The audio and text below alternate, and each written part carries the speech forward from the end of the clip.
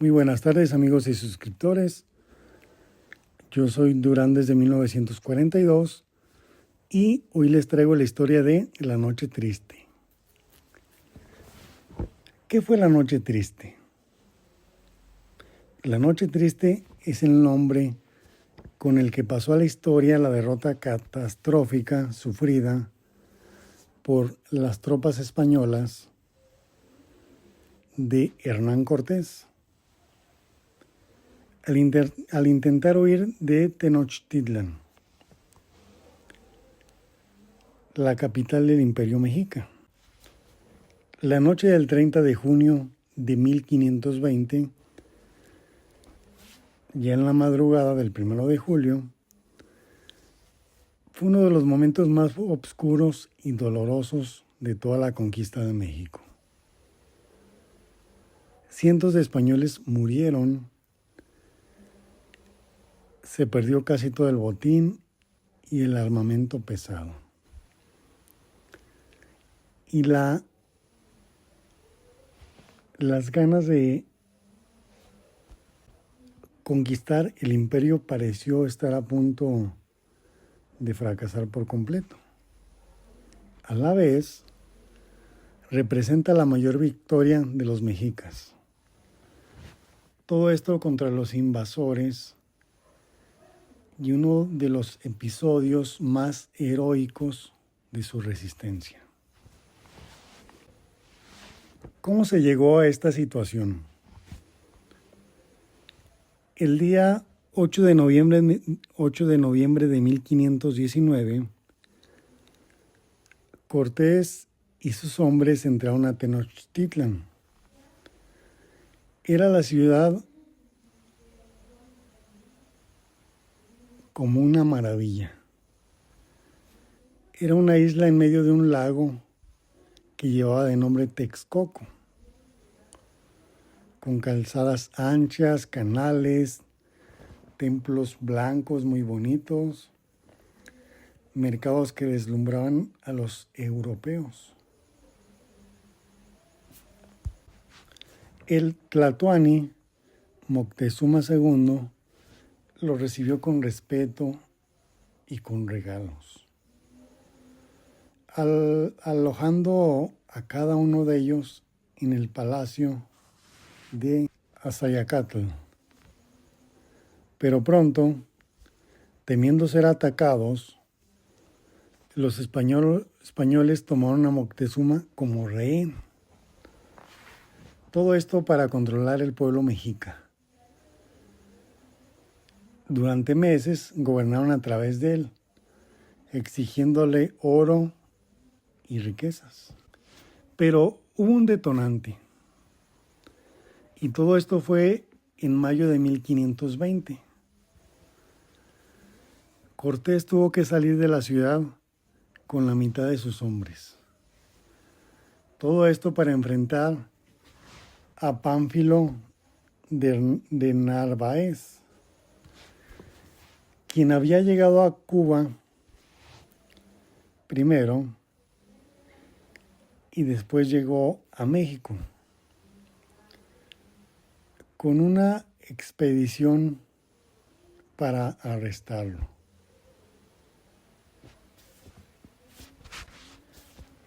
Dejó al mando a Pedro de Alvarado, que este era un hombre muy violento y desconfiado. Mientras Cortés no estaba, los mexicas preparaban la gran fiesta de Toxcatl. Todo esto en honor a Huitzilopochtli, que era el dios de la guerra. Entonces se reunieron miles de nobles, sacerdotes, guerreros, todo esto en el Templo Mayor. Danzaban, cantaban y no tenían armas. Entonces Alvarado, temiendo que fuera el inicio de una revuelta, cerró todas las salidas y ordenó atacarlos por sorpresa. Entonces los españoles mataron a todos, a los nobles, a los ancianos, a los sacerdotes. La sangre corrió por todo el templo. Este acto fue un punto de no retorno. El pueblo mexica dejó de ver a los españoles como huéspedes o enviados divinos. Ahora los odiaba y quería venganza. Entonces Cortés derrotó a Narváez y regresó a Tenochtitlan, junto con más tropas. Pero encontró la ciudad en llamas y en pie de guerra. Miles de guerreros se acercaban a el palacio donde estaban los españoles. Entonces Cortés ordenó a Moctezuma que subieran a la azotea para hablar y para que hablara a su pueblo y pedir la paz. Pero el pueblo ya no lo escuchaba. Lo que consideraba un traidor y un débil. Lo recibieron con piedras, dardos y golpes.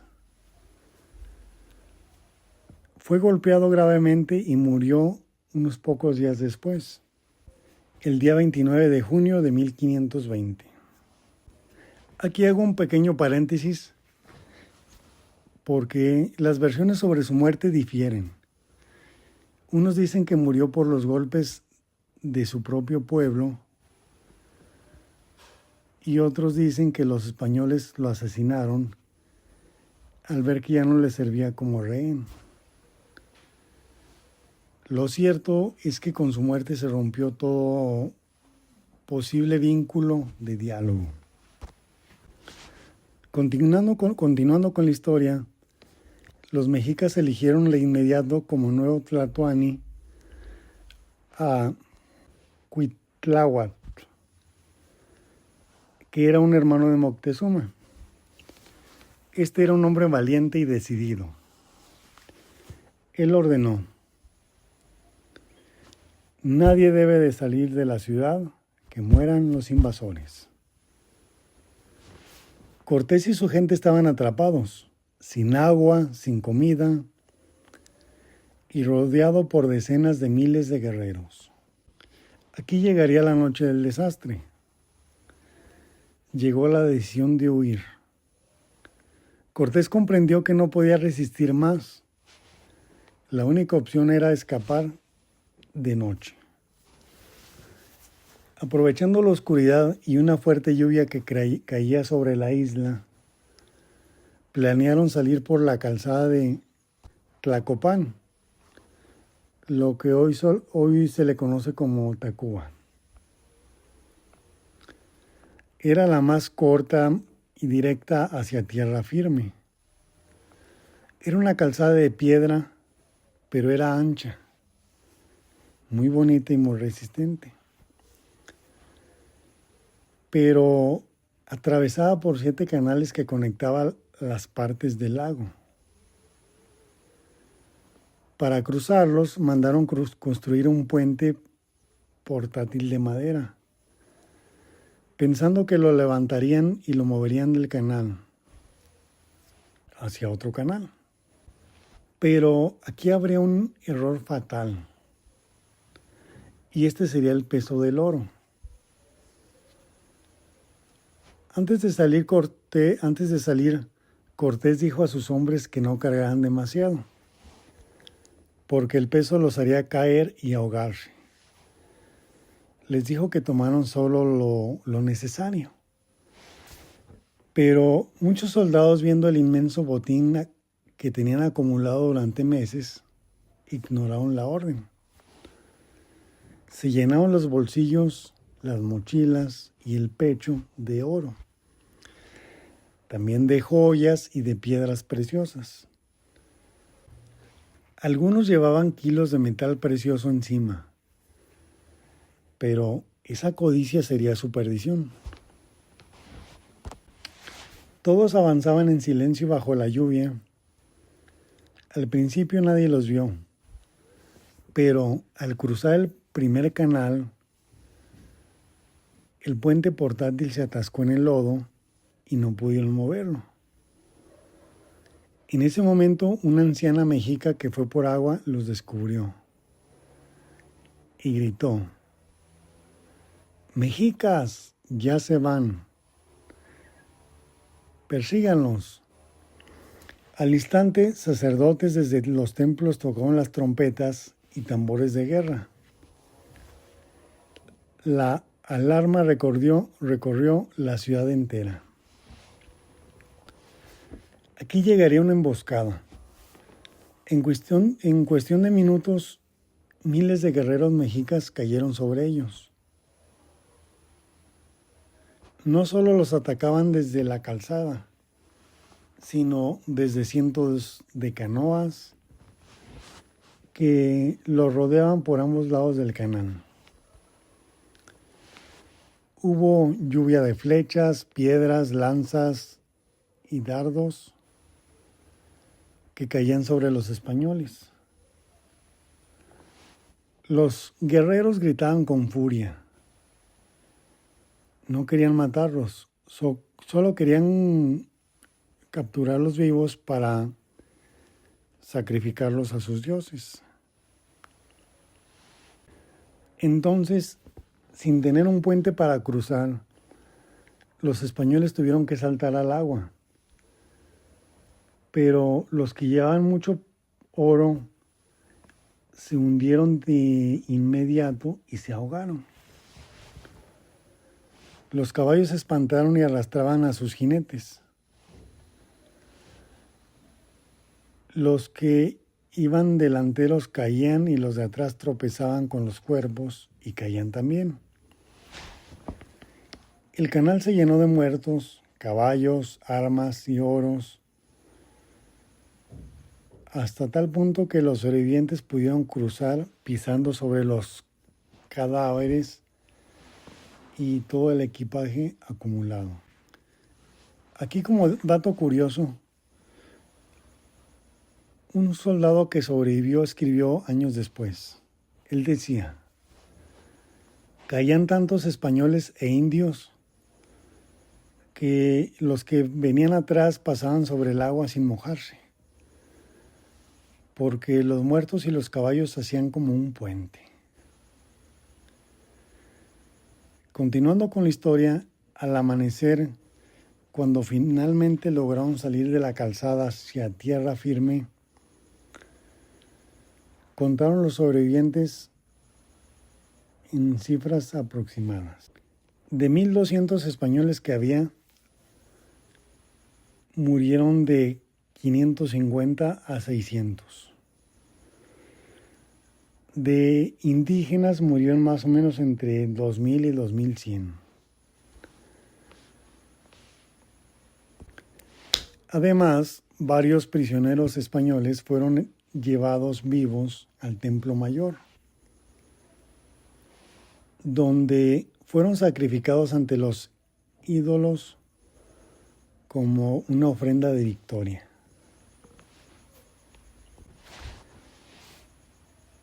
Se cuenta que al llegar a tierra firme, en el lugar llamado Popotla, Cortés se recargó sobre un ahuehuete, se sentó en el suelo y lloró amargamente. Lloraba por sus hombres muertos, por el oro perdido y por la derrota. Ese árbol aún existe en la Ciudad de México. Se conoce desde entonces como el árbol de la noche triste. Aquí llegaría la retirada a Tlaxcala. Los sobrevivientes, heridos, hambrientos y desmoralizados, emprendieron una retirada un poco difícil hacia Tlaxcala, tierra de sus aliados. Fueron perseguidos y atacados constantemente por los mexicas en el valle de Otumba días después. libraron una batalla desesperada donde casi son aniquilados. Solo la muerte del líder mexica los salvó. Entonces, finalmente llegaron a Tlaxcala, donde sus aliados los recibieron no como vencidos, sino como hermanos en lucha. Sin el apoyo de los tlaxcaltecas, la conquista habría terminado ahí mismo. Pero llegaría algo que cambió todo. Llegó una epidemia.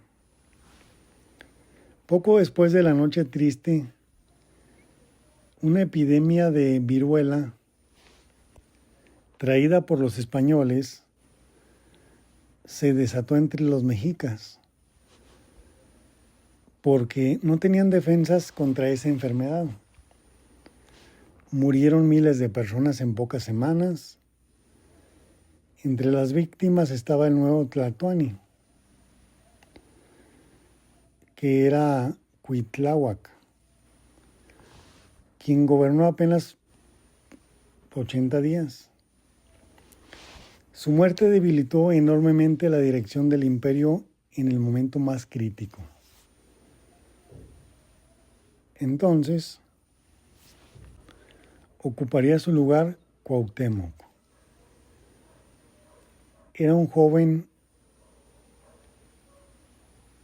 muy valiente, pero con un reino ya golpeado por la enfermedad. La noche triste enseñó a Cortés una lección fundamental. No podía ganar solo con los españoles. Necesitaba el apoyo de los pueblos indígenas enemigos de los mexicas. Entonces pasó meses reuniendo un ejército enorme, compuesto de miles de tlaxcaltecas, cholutecas y otros pueblos sometidos por Tenochtitlan. Cuando regresó no fue con 1000 españoles, sino con más de 100,000 guerreros indígenas aliados. El día 13 de agosto de 1521, un año después de la Noche Triste, Cortés regresó. No atacó por sorpresa. Cercó la ciudad, cortó los acueductos, destruyó las calzas y construyó represas para controlar el lago. Tras 93 días de hambre y sed y combates calle por calle, Tenochtitlan cayó. Cuauhtémoc se rindió con dignidad, la ciudad fue arrasada y sobre sus ruinas nació la Ciudad de México. Y el sueño de los mexicas terminó.